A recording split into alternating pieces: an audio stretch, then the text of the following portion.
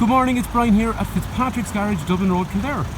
I want to show you this car here. It's a 2015 1.6, but this is a 160 horsepower all-wheel drive Honda CR-V. And unfortunately, it's windy this morning, so I think we're going to have to start off with a drive because there's too much wind noise outside. Anyway, Brian is my name. If you want any information on the car, call, text, WhatsApp, whatever suits, 086 843 1945 if you want information about the car, trading in or finance. So sitting in the car, if I want to go for a drive, the first thing I'm going to do is adjust the steering so it's rake reach, which means goes in, out, or also up or down. In terms of the driver's seat then, we can adjust the back part, but the big thing on these is you have lumbar support, which allows you to harden up the back parts of the seat, and then a height adjuster in through here as well. So once you're comfortable in terms of the seat then, the first thing you'll always notice in these is the gear stick's in a lovely high place. So it's nice where you go from. And then in terms, I think this car is going to be very suitable for somebody that does a little bit of towing. This is 2-ton towing capacity overall. In terms of how CR-Vs drive on the road, four-wheel drive always makes you really confident, but even on a road like this where there's dips and turns and all that kind of stuff, quite nice and flat, they don't lean too much, so it really drives very like a car actually. And because this is the four-wheel drive model, it's 160 horsepower. To give you an idea acceleration wise, if we floor the car starting off in first, into second, and I'm not being hard in the car, I'm not going past the red line, the car is well able for it, up into third gear. We're up at 80 kilometers an hour already, and we're going to go into fourth at 100 kilometers an hour. What I find though on this model of CR-V is, yes, it gets off the line pretty quick like that, but where you really notice it is when you have either 5 people in the car or if you're towing something behind you. That's where the power in this comes in. The normal one is 120 horsepower, this one's 160 horsepower. So my experience of the people that normally buy these cars are usually somebody that does some occasional towing. What I mean by that is maybe trailer work for, I don't know, stuff around the house or whatever. Most of the time horses or animals and stuff like that. But the main thing with this car is the road tax is 280 quid. It's a 1.6 diesel engine, so it is frugal, so it will run in the region of 45 to 50 miles per gallon. So the great thing about it is you can run it like an economical diesel car, but it still has the ability to tow 2 tons. If you buy something bigger that's, yes, very good for towing, like a Land Cruiser, Discovery, all those kind of things, grand, brilliant for towing, the tow of 3 tons even plus, but they are seriously hard on fuel and seriously hard on road tax. This is where you got best of both. You got towing ability, but you also got frugal running costs. So what we're going to do the rest of the video then is we're going to have a look around the features on the outside of this particular CR-V, and we're going to have a look at the features on the inside as well. So the first point to note on this car is it is a 2015 CR-V, but be careful if you're looking at 2015s, there's an old model and a new model. This particular example then is the facelift version, so it is the newer version in 2015. That's significant. It's nicer to have the kind of newer version in terms of aesthetically, but the big thing is this will be the more modern 1.6 engine with 2 turbos that produces 160 horsepower. So it's only the facelift 2015 that has that. So the facelifted 2015 model has some really nice stuff at the front. If you look down low, there's a nice brushed aluminium trim on the bottom of the bumper. It's got some nice chrome on the grille.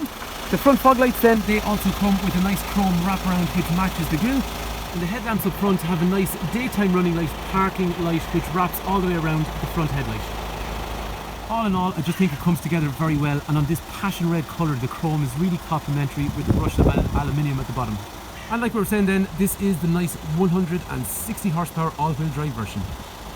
Actually pretty rare because most people did buy the 2-wheel drive. The 4-wheel drive was more expensive and people only bought it if they could justify paying the extra because they needed it. The car is just in with us and it's due to go into our workshop to be serviced. It's already got an NCT till February 21, and then when that's done we're going to clean the car up fully. Moving down the side of the car then, you can see everything's colour coded like wing mirrors and door handles, and there's a nice chrome wrap around the windows which matches the grille, which is chrome at the front of the car, and also the tailpiece along the top of the boot lid, which is also chrome as well. Down low we can see there's brushed aluminium, which matches the brushed aluminium that we saw on the front bumper as well. Other cool features on these cars then include things like automatic headlights, which come on at night time by themselves. When you get out of the car, they turn off automatically as well. And from the key, I can also control the headlights, and I can also control the windows and also the wing mirrors too. As we were saying then, the headlights are automatic on this car, and also because it's an ES model, we get automatic wipers. So moving inside the car then, the boot on these CR-Vs is really big. Out of all the SUVs we sell in the garage, the CR-V definitely has the biggest boot. And it's actually one of very few Hondas these days that actually still has a spare wheel in the boot. There's a 12-volt power outlet in the boot, and this handle here, which there is an identical one on the other side of the car, allows us to drop the seats forward, so we end up with a load area that's basically as big as a light commercial vehicle. Before we move on to the rear of the car and the inside, the previous owner had specified mud flaps in the car, and they've also fitted a tow bar, which is handy. Moving on The inside then, door card's in nice condition. There's a child lock down here for the doors. There's an electric window in through here, a speaker down through there. And the rear seats of the car have a black cloth, kind of velour sort of finish. It's in very, very nice condition overall. There is 3 head restraints. There is 3-point safety belts. There's also ISOFIX on the rear right, rear left hand side, with a retractable armrest with drinks holders in through the centre. In terms of the rear seats then, you will have ventilation that comes into the back and kangaroo pockets in the rear of the seats. And like we were saying, overall condition is quite nice throughout the car. And the other cool thing is when you get into the back of a CR-V, these doors open very wide at a right angle, which doesn't look like much, but when you compare it to some of the other SUVs, it is really, really accessible compared to them. In terms of size in the car, this is how I sit behind myself. Headroom is excellent, and then legroom is really good in front of me here as well. And when I'm sitting in the car, this is the view that I'm going to have up front from the rear of the car. Moving into the front of the car. So over here then we have electrics for windows and mirrors with our child locks for windows. The seat, as we saw already, then has lumbar support, height adjustable, and it's in nice condition, especially on the bolsters where wear normally occurs on cars. In terms of safety, actually, in these cars they will have a front airbag over here, curtain airbag up high, side airbag in the side of my seat. All these doors have steel impact protection beams. There's forward collision, which means under 32 kilometers an hour, if I don't want to hit the brakes, the car is going to hit the brakes for me if we're about to impact something.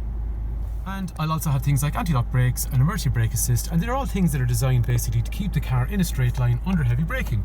This is the type of view we have in front of us. So we've got a revolution counter, we've got up and down telling us when to change gear, we have our speedo in through front of us. This is all kilometres an hour because the car is an original Irish car.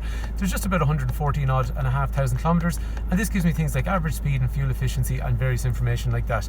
In through here then we have our fuel and temperature gauges. Over off to my right hand side then I get my automatic wiper controls, and the automatic light controls are on the left. Steering wheel is a nice leather wrapped, and over here we have cruise control with a speed limiter.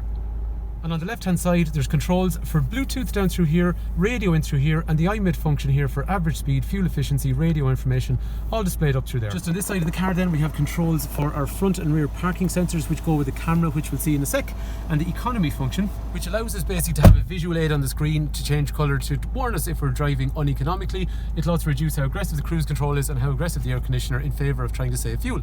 Back over here then we will have, as we said, front and rear parking sensors. We get a reverse camera up through the centre. Also our Honda Connect unit, which is going to have things like our audio, different sources like streaming, Bluetooth and USB. Related to the radio, in the armrest here we get 2 USB points and HDMI if we want to play video. And the armrest actually moves backwards and forwards too. The radio will also then house things like mobile phone, general settings overall, and it's even got things like an internet browser and calendar and clock.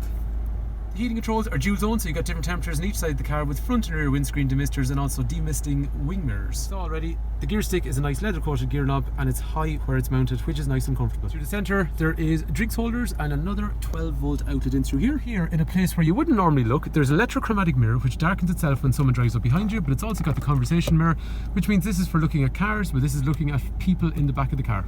And for other security, the car also comes with an immobiliser and it also has an alarm as well. So there you have it, that is our 2015 Honda CR-V 160 horsepower all-wheel drive. If there's any information you want, Brian is my name, 086 843 1945. Hopefully the car is of interest, and thank you for taking time to watch.